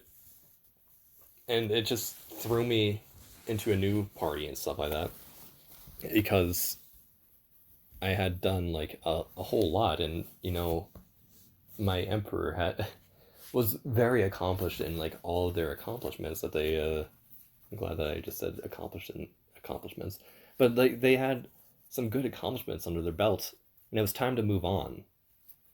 So you don't only pass down your uh, lineage to people once you die. And that was kind of crazy for me because I'm like, wait a second, 200 just 50 years. Wait, what? And suddenly, yeah, we have a new heir that takes on exactly all of the everything that was passed down by my previous dude, and I eventually like took them to go finish off that cave and whatever.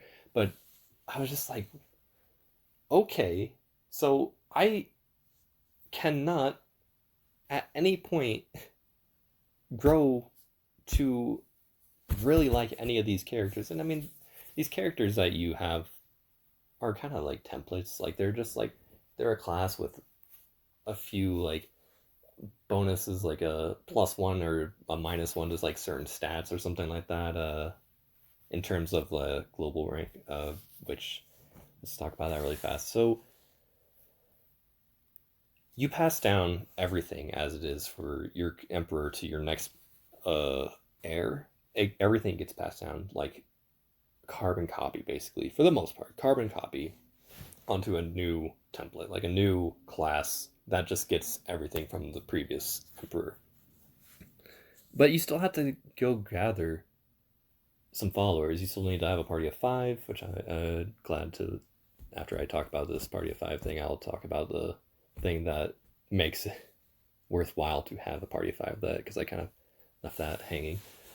But so I can't believe it. Yeah, so I was like looking at the time. I'm like talking about this for like 80 minutes, 83 minutes by now. That's crazy that I just this game allows me to talk about it for this much. I'm talking a little bit about like my experience with it as well as like a mechanics. So like yeah, there are a lot of mechanics in this game, but also I know I'm kind of I can talk in circles and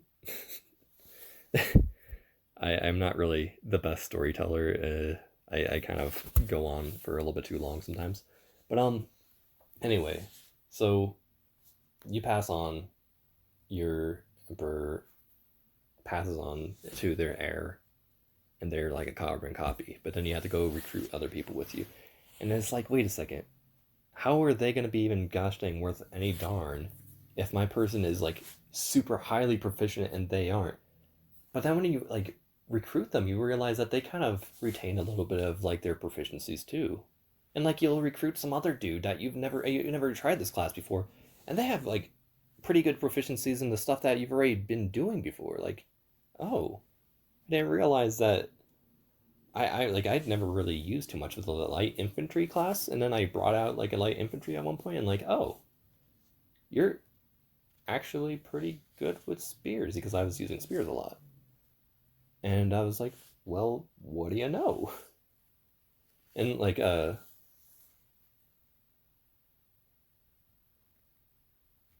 was just really really cool to kind of see that like things were like kind of arbitrarily being passed down with them too, even without me having to like level up their proficiencies or anything like of like other classes. Like it allows you to like just free form select people and like kind of generally be where you left off whenever you get a new class. It is a little bit of a process to like, pick out like your party members and to equip them and to choose out like what skills that you're gonna like equip them with, because whenever you first pass down your lineage through means other than death. So if you don't have a party wipe and like you have a time skip, 250 years pass or 40 years pass or however long it sends you into the future, then those things get added to a dojo. Now, dojo. This place is great. Okay, dojo allows you to carry it kind of as you have a successful emperor that passes down their lineage and through means other than death, they're also able to teach the dojo these skills that they've learned over their travels, and the dojo can then pass on those skills freely to any of your party members at your discretion. So you could just go and be like, you know what?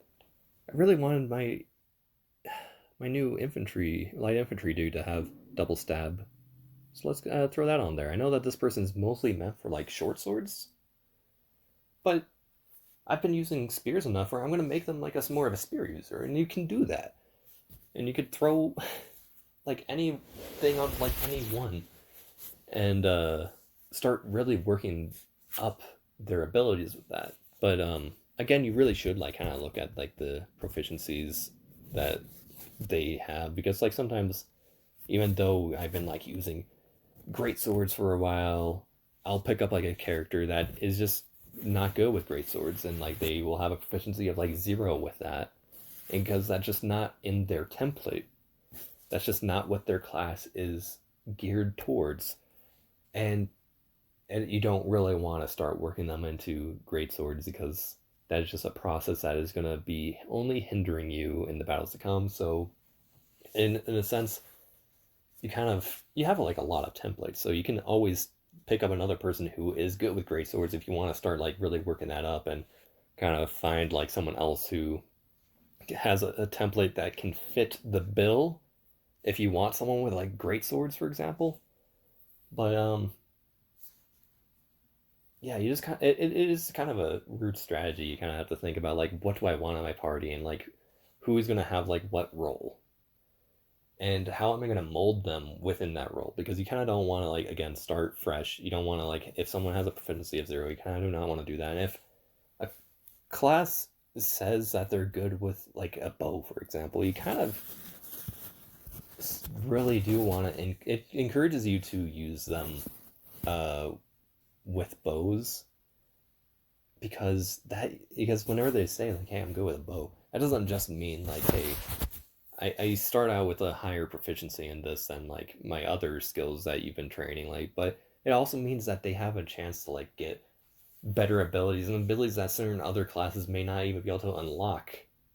They might spark stuff more likely and more frequently than other classes would with bows or whatever they may be super proficient with. And so it does kind of really encourage you to play a class as you would think that they should be played, as opposed to as you feel you want to play them. Like it is tempting to just be like, man, why don't I just like give everyone my favorite weapons and my favorite magics, and everyone is just whatever the heck weird mishmash conglomerate of what I want everyone to play as, because um you can't have like 2 of the same class in your party at any point. That's not allowed. So it is tempting to be like, well, I want to have like 2 people that play out in the same way, and you just kind of have to find like 2 similar classes at that point, other than like actually force like a class that is not meant for that to do that, because it, again, battles are tough. You want to be fighting them well often, so that you can continue to grow in your strengths so that when enemies grow in their strengths, you're able to combat it. And it's just it's something that you eventually learn and get the feel for, but at first it's just like you're like, man, this is all the freedom in the world, but there is like a certain adherence that you do have to follow, and things work out because again, there are so many different templates out there. There's a lot of classes. You only start out with like actually like a small handful, but as you explore the world and you complete quests, more people join like your empire, and there's certain select people in like all these regions that are distinct enough and recruitable, and you can go visit them at any point and be like, yeah, I would like you to be in my team, Mr. Nomad dude.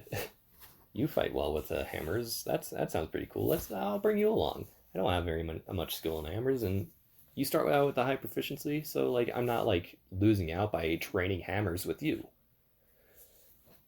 But anyway, so that's just kind of how like party building kind of works. There's a lot of weird stuff that I don't even fully understand with it, like in terms of equipment. But again, you start to get a feel for how to properly equip people, and you just get like a lot of really cool equipment whenever you start doing like actually learning to do the talking to the people at the forge. Which, by the way, the game doesn't tell you about like the forge because it doesn't tell you about anything in this game. Nothing is ever really explained in this game. Like so, like as you explore like Avalon, you find like these people are like, oh yeah, can I have 400 grand and I'll make you a cool new sword.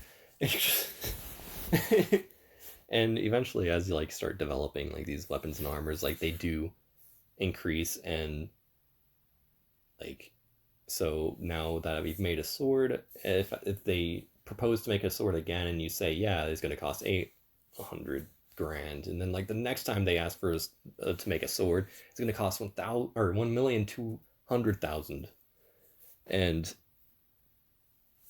it is extremely worthwhile because some of these weapons are phenomenal. And same with the armor side of things, it works the same way. Like it'll cost like 400 grand, 800 grand, and 1,200,000, and they'll get progressively very, very good. And suddenly, not only will your troops kind of like become like super equipped with like a very nice piece of armor, but like you'll be able to go buy, or air quotes buy, like the remaining pieces of armor to like fully equip them as they ought to be able to actually fight against like some of these really powerful enemies as you progress in the game. And yeah, it's just it's just something that is equipping people is a process though, because there's 5 people, or you ought to have 5 people in your party, and there's 4 things that they can hold weapon wise or medicine wise, and there's 4 things that they can hold, or 3 things that they can hold armor wise, sometimes 4 if like they have something permanently equipped on them. And it is just a lot of work to just go through 5 people with 35 things to slap on them, you know? It's a lot of slots to just take care of because you got a party wipe. And then having to go like reteach magic to the magic users, like sometimes like, oh yeah, I got like this magic user that is nice water mage, but why stop there? Like you can also learn earth magic too, so might as well teach some other spells. And so you have to go, like no one is going to come with like multiple sets of spells. Like if there's a water mage that you pick up for your team, they just have the water magics that should reasonably be available to them at their magic level. And as you level up that proficiency, that global magic rank kind of goes up too. So like later on, like if you pick up someone else that isn't extremely a water mage, but is like a, like I guess like the strategist or whatever, that is like really good mage character that's not really uh married to like one of the other types of, I don't exactly know what a strategist actually is really good with. Maybe they're good with just like light magic. No, I think that was the female crusader. I forget, but things can still go very well for like you if you actually like start using like water magic a lot. It will pass on to other mage classes that are compatible pretty well. And as you level up, you'll start to unlock more spells that you can start to teach people at the certain spell the magic place. But yeah, it is. I don't really do magic a lot because after having to equip like 35 slots for setting up my party, uh, I don't really want to have to go stop by and like learn magics more than most. Like I sometimes will like teach like most people, even like the people that suck with magic, I'll teach them like a little bit of water magic just to so that they can have like a healing spell. Just something simple, no big deal. Sorry, I need like water real fast. I'll get that soon. I think I'm almost done talking about stuff. But anyway, there's a whole lot of mess to talk about with re-equipping your people. So let's talk about the 5 people in your party. Once you have 5 people in your party, you have access to these things called formations. I guess if you have less than 5 people in your party, there is one formation that you have access to, but it's just free for all, and it's just like your standard Final Fantasy. You're in a line, just like, except the Final Fantasy has like a back row and a front row. This game, it's a little bit more complicated than that, but like you just kind of show up in the line, and it just there is extremely like nothing to the formation. But whenever you first start the game and you're in the tutorial zone, it kind of explains to you like, okay, so Emperor Leon is in the center of this Imperial cross, and then there's 2 people to his side, one in front and one in behind. It's makes it so that the person in front is most likely to be attacked, and a little bit as much for the people on the sides of Leon are also a little bit more likely to be attacked. Not as much as the person in front, but the person in front being most likely to attack is also in front with I don't know if he has a speed boost, but sometimes you get like speed boost depending on the position. And of course, having like Leon in the center makes him like less likely to be attacked while being unhindered. And then like the person in the back has a very low chance of being attacked as well, but is also has a their speed is like kind of reduced a bit, so like they do well like as a mage if you need to like heal at the very end of the round, then that's really good for them. And then the person in the front, of course, is going to be like the tank, and they auto defend at the end of the turn. It's like there's a lot of like these small things, these nuances that come to each formation like that, where certain people are more or less likely to be attacked. Certain people get a speed boost or a speed kind of like debuff, where they're a little bit faster, a little bit slower, depending on their positioning. And then there's what was I gonna say? Oh yeah, then there's like the people up front that like will eventually like auto defend at the end of their turn, making them like really effective at tanking, like so that you can still attack and still take a lot less damage as if you were defending after you manage to do your attack.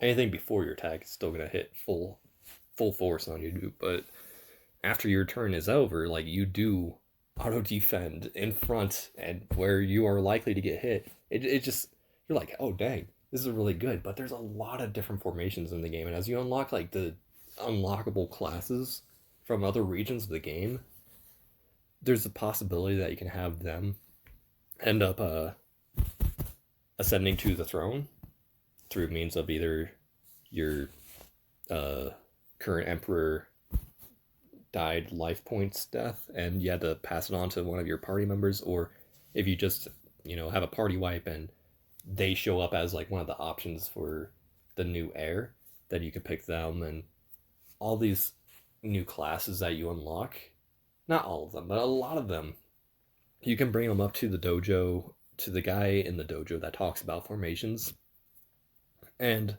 Sometimes you'll learn a new formation because this person from a different region has a different fighting style than what Avalon is used to. And you can start to accrue a whole lot of different formations with their own unique uses throughout helping various regions in the game. It is a little bit of a process, as I said. Like they have to be like the emperor to be able to pass it on. Like you can't just like have like this person in your party. You can't just be like, hey, I have a crusader, so let's just go talk to this person as my non-crusader and teach them. No, only the emperor can pass that down to the formation dude in the dojo. So it's kind of a rigmarole for kind of seemingly no reason, but it's okay because it is really cool to try out all these other classes. So it is really nice to have an incentive to, okay, I unlock this new class. Might as well have them as the emperor or the empress right now, you know? Right? Just let's give them a try. And like, of course, like you're gonna fully carbon copy everything to them, but as I was saying with like the sparking and abilities and proficiencies, like it is like nice to play them in a way appropriate to them with a little bit of leniency. So like like, of course, you're still gonna have like crazy skills up the wazoo on your emperor because they are super flexible. But yeah, you can generally like get a chance to feel out what these classes in a way that's kind of really nice so that you can know if they have a place on your party or not. If you want to have that as like one of your staples of like, okay, yeah, I'm gonna bring one of these guys along whenever I'm no longer a crusader or whenever I'm no longer a nomad as the emperor. Whenever I choose what I want to be, which whatever it is, and who knows, maybe you might switch it up all the time because you may come across like a roadblock in this game and like, okay, what I'm doing isn't working. I should stop using this formation. I should stop using these people as a party and try something different. And sometimes that's all that it takes to find something that works. And it's I don't know. I mean, like you can like save at any point in this game. So like if you have like a tough fight, you can like save right in front of like the boss.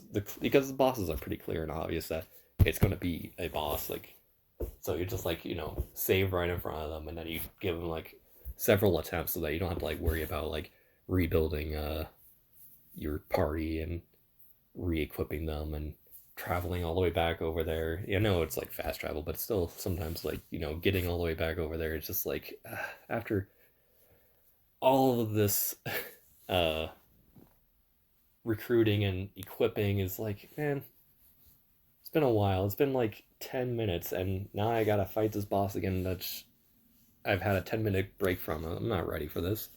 And it just sometimes you feel like, okay, yeah, it is fun to die and let this generation pass on and just like start fresh. Occasionally, there's times where you're just gonna be like, let's try that a couple more times. So you'll just save and just give it a few more tries. I don't know what my point was that I was talking about that for, but I generally like, yeah, yeah, it's cool to like trying to adhere to like your strategy sometimes, but if you really find a roadblock and you really are immensely stuck, this game allows you to either switch things up by you know making a change to your party, your format, how you equip them, how you fight with them, how you have their formation set up and everything, and the strategies that come with battle it's a lot more complicated than you would think at first. It's really nice, but also if you have like a roadblock, there is always the option to just move on and just do something else in a different part of the world and just get stronger and learn your fighting strategies elsewhere or get new abilities and new seeing through enemy attacks that might help you with this fight that is giving you so much trouble. Going around this clear objective and just kind of skirting off somewhere else is not a bad thing in this game. Is you could say, "Yo, I'll save you for later," and it's you're not punished for it. It's real nice. I mean, I guess maybe there might be some. I think like some stuff happens over the years like that, or just like, hey, so many years have passed, and like I've recently had the armed merchants, these pirate kind of sailor dudes are kind of they've gone independent after I kind of got them to join our empire. They've decided to go independent, and now trade is not so good in this one town, and I've lost a lot of revenue. So like every time I go into a battle, I get only like half the amount I used to get uh, in terms of payment of revenue.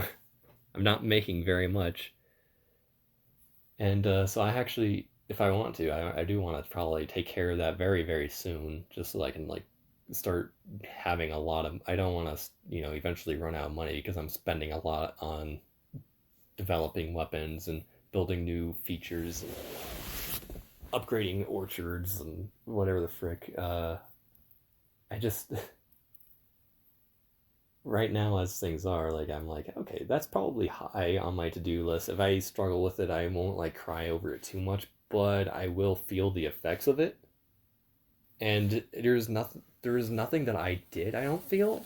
I don't think like I did like X action that caused this to happen. It just happened over time. And now it's just something that I ought to deal with at some point. And I did talk with some of the armed merchants, and they did present a serious issue at hand that I do need to think about resolving. But yeah, it's just interesting how everything this game as a whole feels very very organic. There's just something about it that flows in a way that's not like necessarily like okay like super duper wonderfully graceful, but it flows like realistically sometimes almost. It really feels lovely how things just happen. uh I mean this game is the game I'm playing, of course the port version of it is a, not like 30 years old like the original release of this game. Like the original release is like 28 years old, I think, or such, because it came out in 93.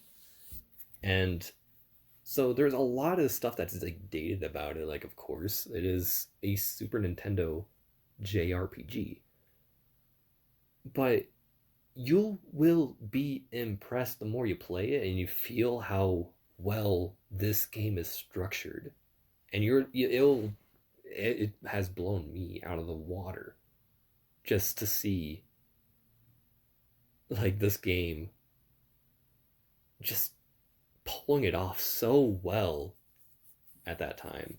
And I'm playing like again the port, and so I keep thinking like, oh, that's really cool. I'm glad that they added that in because there's no way that could have been on the original Super Nintendo version, right?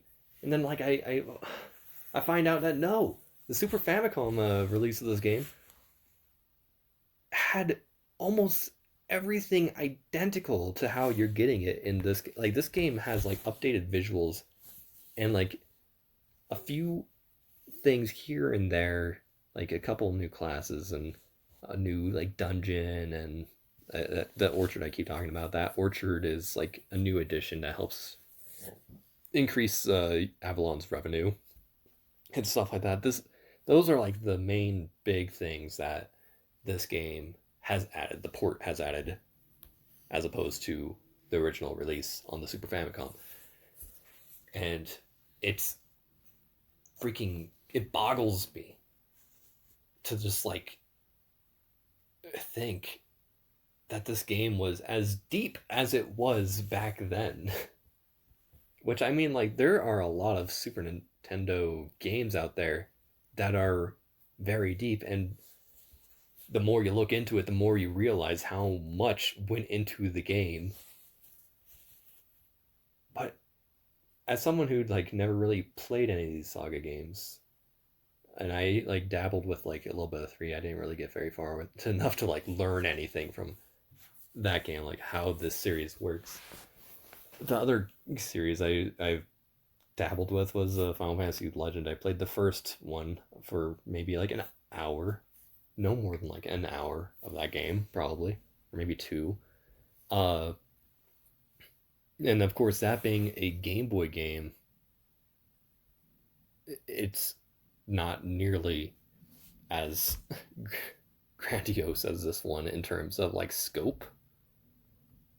But even for like a Game Boy, that was the first Final Fantasy Legend, first Saga game, is 1989. So for a handheld, I mean that was like one of the very first, if not the first, like handheld RPG games you could get. That is like incredible in that regard on its own. But it was still doing stuff Akitoshi Kwazu style, where the guy who worked on the first two Final Fantasies, and particularly his style started to show through with the second one. And because of that, like yeah, that game like had like some really neat and interesting ideas that I don't know if they get fully realized in the first game, but I know like a lot of people like the second Saga game. Like Final Fantasy Legend 2 is one that a lot of people that grew up with that game hold in high regard. So I can only imagine like yeah, the Akitoshi Kawazu probably did something right, and I extremely don't doubt that after playing Romancing Saga 2. Not that I have beaten it. Yeah, I'm still like just again, I've only beaten one of the big bads. I'm not even close to the end probably. But just seeing how this game works, especially coming in not being familiar with any of these games to any serious extent, has really has it's really taken over my brain. Like I just can't stop thinking and wanting to gush and like, okay, I'm gonna go listen to a few more reviews because I want to hear people talk about this game. This is just something of its own that I can't believe there aren't more people talking about it. But I mean, it makes sense because this game, Romancing Saga 2 in particular, wasn't released in the West, and it wasn't very accessible in the West either. Uh, to until 2017. Uh, like while the first and the third Romancing Saga games were also not released in the West, people do what they do, and they made translation patches for those games. But I think two was the one that struggled the most to get a functional translation patch, and because of that, like that this is the game that like really needed to come out uh in the West, like and have a nice port available to Western audiences. And I know there's other games out there like the Mother 3 that other people are extremely waiting for, like, you know, to get ported in and see Western audiences like show up. But I feel like this game, being as weird as it is, and you know, I still don't know anything about the Mother series, so I can't wait to eventually get into those games and see like if that weirdness is also something that really hits me very dearly as these games or as this particular game is hitting me right now. So I can imagine like why there's a lot of fans out there like the Mother series that really want to see like Mother 3 make it to Western audiences, but at least they got their translation patch of this. Well, this game, Romancing Saga 2, was having just a horrible time. And like Saga in general as a franchise, unlike mother series, which had Earthbound, and so it had its own cult following that was able to kind of have like a nice innumerable fans that were able to really make sure that people were able to enjoy what was brought about with the first and the third game in that series, even though those weren't brought over here until Wii U Virtual Console brought us the first game, but still we haven't seen the third game. This game series doesn't really see too much appreciation out west because, especially like the romancing saga side of things, because people may have jumped into Saga Frontier, for example, the PS1 JRPG. That seems like really, really big and awesome by Squaresoft. Hell yeah! And then they just didn't get their Final Fantasy VII kick out of that because like the game like would make zero sense to someone, and if they are running off of like Final Fantasy VII, jumping into that game, or like the Legend of Dragoon, I don't know what else. Big uh RPGs, JRPGs there were on the Super, or not the Super Nintendo, the PlayStation 1. But Saga Frontier is the seventh Saga game, and so it is a very interesting. There's a formula that has like kind of been refined. I still don't know how that game plays, but refined throughout the years and culminating into like this Saga Frontier game, which probably does things differently than the Romancing Sagas and differently than the Final Fantasy Legends series. But jumping into that as like your first experience with Saga may be a bit of a turnoff for like most people because they just don't get what's happening, nor does the game have any desire to let you know what's happening. The game hides all of these things, all of these weird mechanics, and I personally love that it hides it, like this weird thing about like the mystery of these games. Like there's just like you kind of just it's a game where you just kind of get the feel for it. Or if you are the type of person that really wants to know what's going on, you can find out like some of the formulas and mechanics on the internet and figure out exactly what's happening.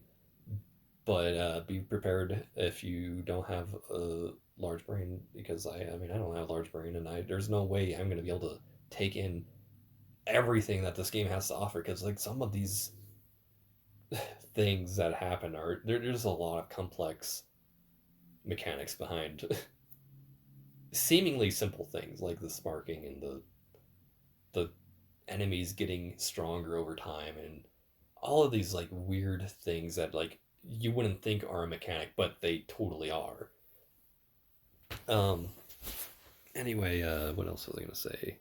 So yeah, so like a lot of people might have jumped into Saga Frontier and been like immediately thrown off because it's just so different and so weird, and it's not like anything they've ever played before, and it's not exactly trying to help newcomers get into this either. It gets you the game Saga Frontier immediately starts out with like choose one of like seven characters, and we'll get onto their storyline. And so like you could have easily chosen like a character that is like extremely not in like, your play style, and then like this game itself is just obscure about all of its weird mechanics, and you just don't. It feels very off and strange, and then you're just like, why do I'm just gonna return this to the family video. I don't need a I don't need this game. I want to play something that makes sense. This game, how? No, thank you, but no, thank you. And then like the other side of things, like a lot of people might have played the Final Fantasy Legend series and been like, yeah, I love that series, but they didn't know of a saga because of course it's labeled Final Fantasy, as like every early RPG JRPG games love to do from Squaresoft. They're just like, hey, that's a Final Fantasy, and that's a Final Fantasy. We've got like Final Fantasy Adventure, Final Fantasy Legend, Final Fantasy Mystic Quest, which I mean Mystic Quest and Adventure are kind of side spin-off Final Fantasy games indeed. But and I mean in a sense like there is a certain relationship to Final Fantasy with the Saga series too. But it just The fact that everything got named Final Fantasy, not everything, but like a lot of things did.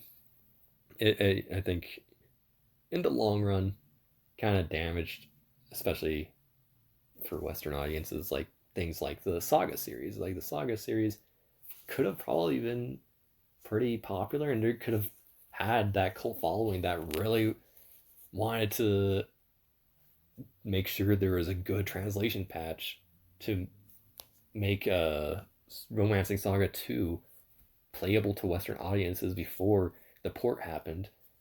If there was a lot of people that grew up playing Saga 1, 2, and 3 instead of a game called Final Fantasy Legend 1, 2, and 3, you know? It's, I mean, naming conventions is always kind of extremely strange when it comes to games. Like, how the fact that Mother 2 was called Earthbound and stuff. But I feel like these games are in general are just so different. I mean, Earthbound is too. So like that is a good analog, and I do understand. I do not understand is what I'm trying to say. Why one of these games got more popular than the other, and maybe when I play Earthbound, I'll see for myself why that series has like a much bigger fan base and a following than like the Saga games. I still need to play more of the Saga games to figure out like exactly. I just need to understand like how these games have evolved and grown and changed over the years. Like I'm excited to try out the new remaster of Saga Frontier and see, because it's like that's the one that I usually, if some people like the Saga games, it's usually that they played Saga Frontier and really got into that. And I was wondering about other Saga games, and that's probably how they found out about Romancing Saga and how they realized that the Final Fantasy Legend series was actually the Saga series. And yeah, I want to see, now that I actually have like a feel, an idea of what Saga has to offer, if I'm compatible with games like Saga Frontier now, or whenever I play Romancing Saga 3, or whenever I play the Final Fantasy Legends, if I want to see like where this series started, or even if I like go back and play like Final Fantasy 2, I want to see more of Akitoshi Kawazu and his design philosophy, and how these games have evolved over the years, and how interesting they are.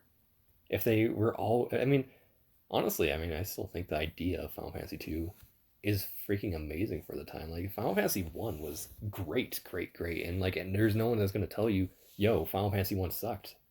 That game for the time especially was such a good game. And then Final Fantasy 2 happened, and it was a very big departure onto the format, the gameplay format of Final Fantasy 1. But it was still a very interesting concept for the time. Like at that time, like I don't know when Final Fantasy 2 came out, but the idea of like you get stronger in what you practice, and people like freaking love Elder Scrolls nowadays. Like over in, especially like, yeah, Western audiences, like, yo, Skyrim, yeah. Todd Howard's selling that again, but I've already bought it 3 times. People like have Skyrim. That's a game that, and like they liked Oblivion as well, and some people even like Morrowind, and there's some people that even like Daggerfall. But the whole idea behind that game, where you do stuff and like you get better with what you practice, is it makes me wonder if people gave like these Saga games a try, if they would actually like the fact that like Romancing Saga 2 is an open world game where you get better with what you practice. That's like Elder Scrolls right there. Like how, I mean, there's gotta be people out there that would love this game. I would think so.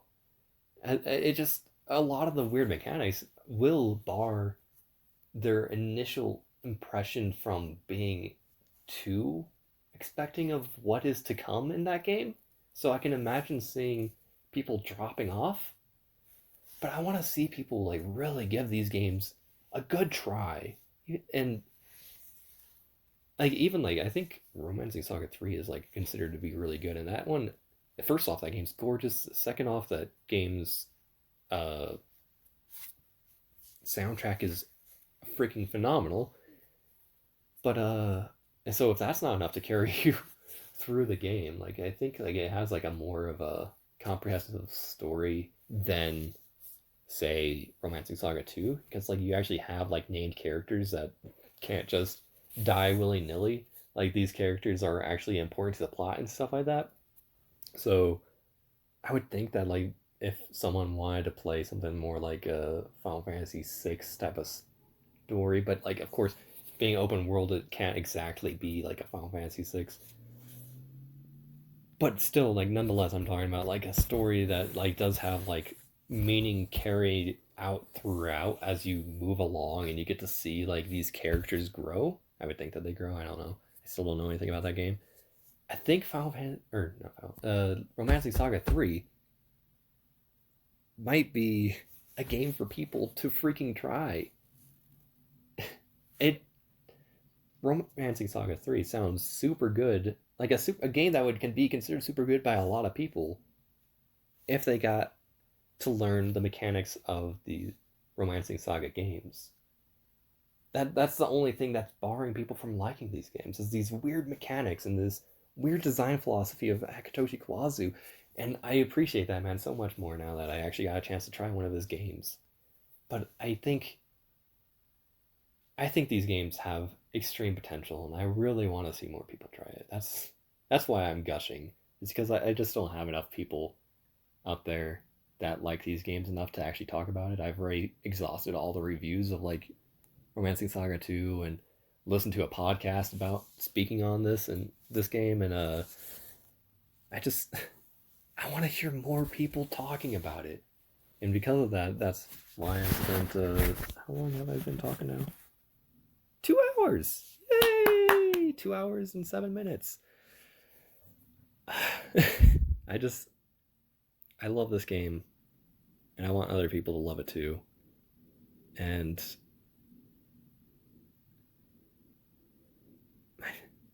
I just so I already so the reason why I'm talking about this right now actually is because I was like, man, I already took my shower today, so like, how else am I gonna talk to myself? I'm like, maybe I could talk to myself and record it. I because yeah, whenever I need to talk to myself about video games, because I don't really have other people to talk to about video games ever. Uh, it's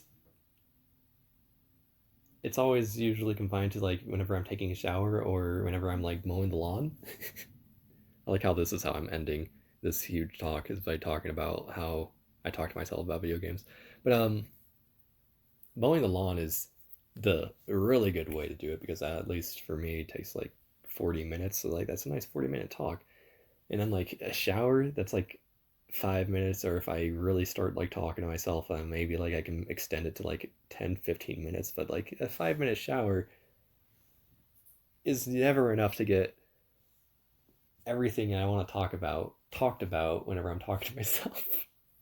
It's just a venting. This is a gushing and a venting, um, of just my love for certain games. I just want to like pour it out. Just please. So even like if I were mowing my lawn right now, I would have to mow my lawn 3 times in order to get this whole Romancing Saga 2 thing off my chest. This is, I mean, I do have a lot of games that I've played where I just like immediately fall in love with and I just kind of like latch on to like this. So like this is nothing new to me, but the fact that I have so much to say is what's new to me. The fact that I have like 2 hours and 10 minutes worth of nonsense that just spews from my mouth is something. There's something special about this game if it can have me talk for 2 hours and 10 minutes to myself, alone in a room, sitting on a bed.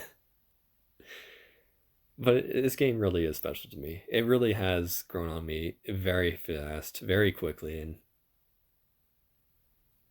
I I hope that with like romancing or not romancing, Saga Frontier remaster, I hope more people try that game. I hope they give it a good chance.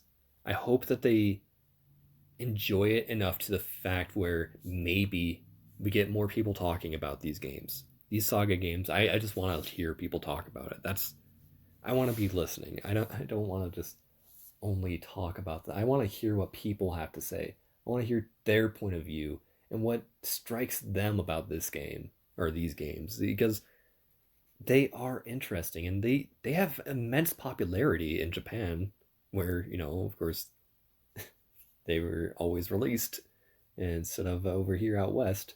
But man, you would think that there would be at least like some bit of a following that like I could find more than just like half a dozen like or maybe like 10 reviews. I don't remember how many reviews I watched, but Rising Saga 2, like that game came out and I guess no one wanted to play it because dang, it's like $24, $25. No way I'm gonna play that game that I know nothing about, or if they did play it, they didn't play too far because it just makes no sense to them. I want to see people really, really get a feel for these games and really speak out on it. That's all. Because it really, this game has taken over my brain. That's all. And I feel like it has the potential to be important to a lot of other people too. I feel like this game might ruin me for a little bit. For a small amount of time after playing this game, I'm probably gonna struggle to play other JRPGs without like comparing it to like this game and being like, man, this game is so straightforward and boring. Not that I ever kind of go in with a negative mindset whenever I play any game, but I just wonder if it's gonna be like me moving from playing Daggerfall to playing Skyrim type deal disappointment. I don't I really hope not, but this game has struck me. It really, really hits me hard for sure.